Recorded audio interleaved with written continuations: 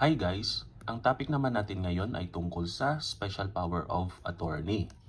So simple guide lang po ito kung paano mag-draft ng isang Special Power of Attorney or SPA.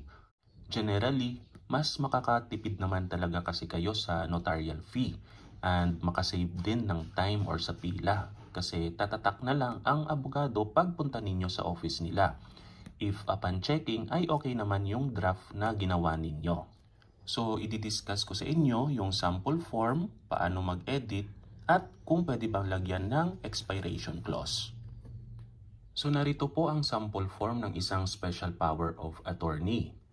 So, dito sa itaas is yung mga personal details ng mag-o-authorize at ng i-authorize na tao.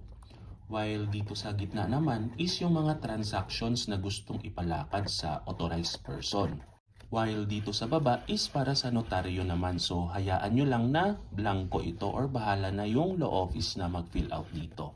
So for purposes of notary, yung presence lang nitong mag-authorize yung required na pumunta sa law office para manotaryo yung SPA.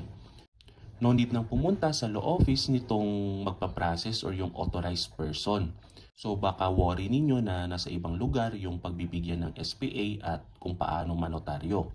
So again, hindi naman po required ang personal presence nitong authorized person para manotaryo yung SPA. Then next na i-edit is yung mga transactions na gustong ipalakad. So wala naman po itong limit. Kaya as much as possible, ilagay nyo na lahat, i-enumerate nyo na lahat ng mga possible na transactions. Then pwede nyo ring lagyan ng expiration clause or yung period of validity ng SPA. So for example, this Special Power of Attorney is valid only for a period of 1 year. But take note na optional lang naman ito yung paglagay ng expiration clause. Kapag hindi nilagyan, as a rule, valid yung SPA hanggat buhay yung nag-authorize at inauthorize, but subject to certain exceptions lang.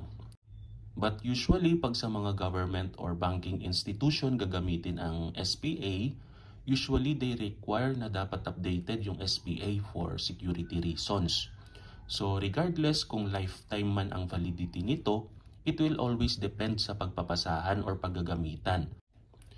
So itong number 3 is nilalagay palagi ng lawyer in every SPA kasi parang catch-all provision na ito sa mga transactions na na-enumerate sa itaas. So itong principal is yung taong mag-o-authorize, while itong attorney in fact is yung taong pagbibigyan ng SPA or yung i-authorize. So dito is perma ng mga witnesses kung sino yung gusto ninyong ilagay as long as of legal age ang mga ito. So dito sa baba yung i-edit nyo lang is yung pangalan ng mag-authorize. Then the rest is hayaan nyo lang na blanco dahil bahala na yung lawyer na mag-supply ng mga missing details dito sa ibaba. At hanggang dito na lang po ulit ang ating discussion. Maraming salamat po sa pagkikinig. Hanggang sa muli.